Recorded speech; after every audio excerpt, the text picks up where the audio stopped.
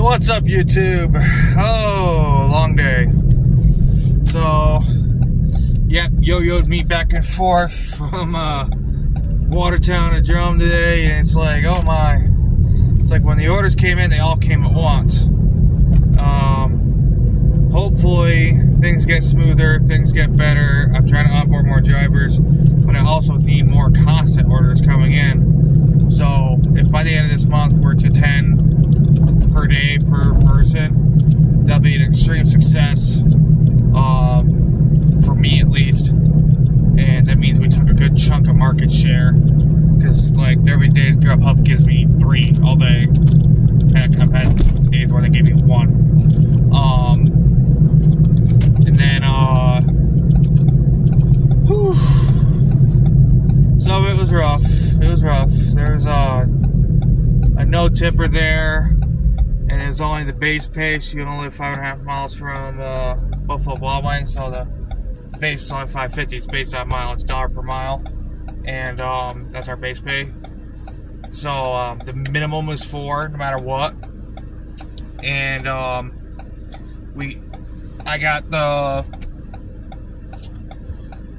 went there and they gave me $15 cash, and I felt bad because, like, this is also the time before that, like, the other person over Buffalo Wild Wings in Watertown today seems to be extremely popular. I never get that many Buffalo Wild Wings orders. I get one once in a blue moon. And the one guy tipped me, like, I think just for something, just like whatever the standard tip was, 25% is our suggested tip rate. That's what I suggested, because our price points are a little cheaper than the others, and you know, I figured that wouldn't be too high for the customer either, and then keep our drivers happier. Did this light change sometime today? Hello. But what in the world is going on? So we get that done, that'd be great. I'm gonna try this. Go in this lane. These are see? They're motion sensor. The motion sensor couldn't see me. And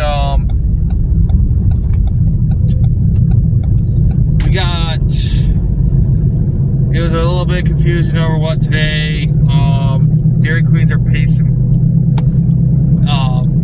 pay. So that's a real pain in the butt. And the one customer I had was, of course, a no tip. I don't think they're going to use the app again. They were getting awfully impatient, and of course I get there and there's like 20 freaking blizzards in front of me. No, I'm not joking. Literally 20 blizzards. Like, they were just sucking them out quick. Don't want to get me wrong, but it's one thing I know, like with Dairy Queen, it's almost always a wait, because whole big families come through and order like 6 to 8 blizzards at a time. So, yeah. That does not help me at all. But we need options. And Wendy's, for whatever reason, their app is not working correctly, because that's how it's placed. It goes through their app directly, and we just pick it up. For some reason, it's not like auto checking in like it should, like when I used to order the app. And I think it's because the new ownership took over and all the information changed over, and it sub reset everything again. Now DoorDash, Uber Eats, and Grubhub all go through automatically. For the longest time, Grubhub didn't. You had to check it in. But I could also play that to my advantage, you know. It makes sure the food's the freshest. But if they're busy, you're really screwed. Like, you just want them to be steady. You don't want to be dead. You want to be steady, so where there's constant fresh food being made, but you're not going to wait forever. And one I had yesterday, I definitely waited a very long time. And then it didn't even go through the first time, so I think it's just a glitch on their end. And that's just fun. Wendy's and McDonald's have been glitching lately. But I've yet to get a McDonald's to this app. I have a lot of other partners on there. I've gotten a Los Amigos, and that paid great. Panda Walk, for whatever reason, people are obsessed with doing pickup. I have yet to get a delivery. And of course, the printer to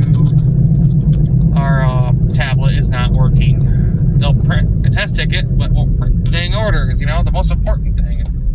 And it's very frustrating for all of us. I tried to go in, talk to one of the founders, and he tried to walk me through it again. I'm like, this is exactly what I did yesterday, and it's not helping. And I was getting frustrated, you could tell. But it's like, I was sitting there for an order, and he didn't have it done yet, but at the same time, he was like over our shoulder trying to do that, go back to make food, and it was a mess. But I didn't have an order through that. I had one on Uber Eats. So it's a trial, but having the power of multiple apps makes it a lot easier and a little less painful. And I'm the lead driver, and I told him if it doesn't make any sense for anyone else, like, here, go to Watertown for $5, just send that crap my way. Like, I'll figure it out. I've got more than enough apps, so it doesn't bother me that much. Well, I usually just turn off all my apps and turn them back on, because most of my orders go north, so if it's anything south Watertown, I don't even bother. Now, if I want east or west, and I can just head back north after, I turned on my apps when I got there, and that's what I did earlier today. So it wasn't too bad, but if it goes south, oof, I'm just hoping we reach that. There's a very rich suburb community, and I'm hoping we get all those people away from DoorDash when they find out about us.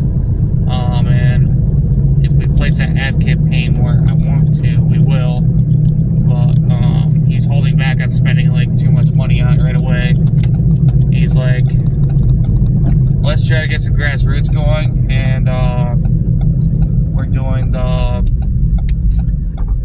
Google thing there to try to attract more eyes to us. Josh Y305 was talking about it on UDF's live stream, so definitely go watch that. I asked him for some advice, and he's like, yeah, I meant to do that. SEO, search engine optimization, that's what it is. So hopefully things get better here. We're making progress. I had 2 of my customers today were direct references that I got to come over. One was from Uber Eats, and one was from Grubhub. Supposedly the other driver got one. The founder told me the name, and I'm like, yeah, that's a DoorDash one. So that's great. I'm trying to onboard more drivers, so we're not ping-ponging back and forth completely, and I'm not all the way up on Oswego Avenue on the very far side of base, and someone closer can go get something that makes logical sense, you know. So hopefully things get better, and if we start getting stacks after I want 2 more full-time drivers during the daytime, so I have at least 4 on hand. So that way, if 3 of us are turned off, at least 1 person's available. I think 4 people we get out of sync, which is a good thing. Then we can just be available, and people work differently from me, so you know, I tend to try to keep busy as I can. Other people will see it's not paying $1 per mile on the way back on DoorDash and decline it. So, well, all my orders pay pretty good, and I encourage people to multi-app to make their money. Like, you know, I want these orders to make sense to get out and get deployed, get done.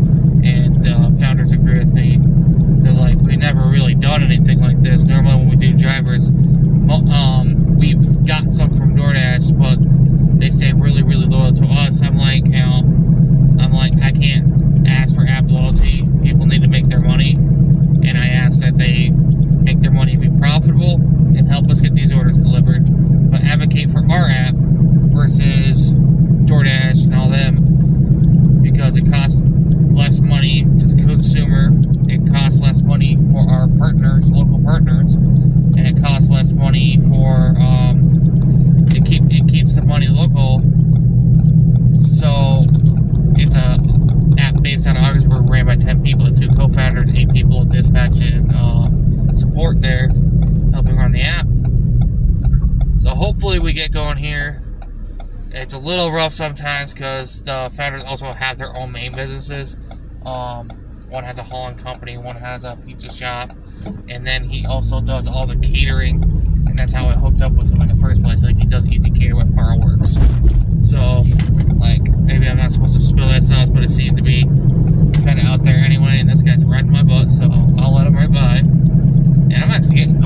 like I'm hesitating. I'm already up to the speed limit. Okay, go ahead and speed, bud.